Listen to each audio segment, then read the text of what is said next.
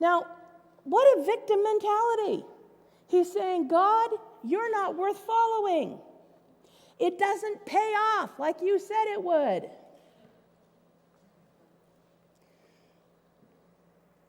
But God is so good. And he shows up with a revelation. And Asaph has a complete turnaround. He says, then I realized that my heart was bitter. And I was all torn up inside. I was so foolish and ignorant. I must have seemed like a senseless animal to you. Yet, I still belong to you. You hold my right hand. You guide me with your counsel, leading me to a glorious destiny. Whom have I in heaven but you? I desire you more than anything on earth. Wow. My health may fail and my spirit may grow weak, but God remains the strength of my heart. He is mine forever. Anybody know when this was written? Old Testament. What did he not have at that time? Didn't have grace. And yet God was that faithful to him. God was that gracious.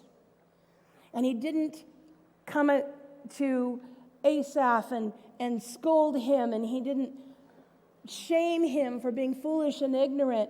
Instead, with a father's tenderness, he took Asaph by the right hand,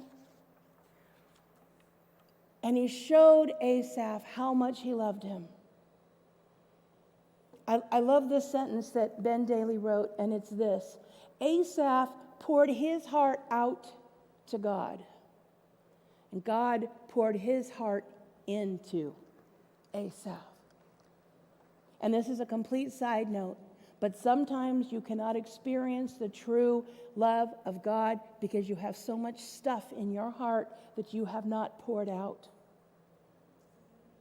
And that's where, when I'm always telling you, find a safe person. Find someone you can pour your heart out to, that it's not going to bother them, it's not going to harm them, and then watch, especially if this is a person who is a Christian who will pray with you, watch as the Lord will replace all of that yuck with beauty. Wow. This is one of the most incredible stories of transformation. We don't know how it is that God took Asaph by the hand. We don't know how it is, other than possibly while Asaph was doing his ministry, even with his rotten attitude, possibly the presence of God fell on him so strong that he just knew.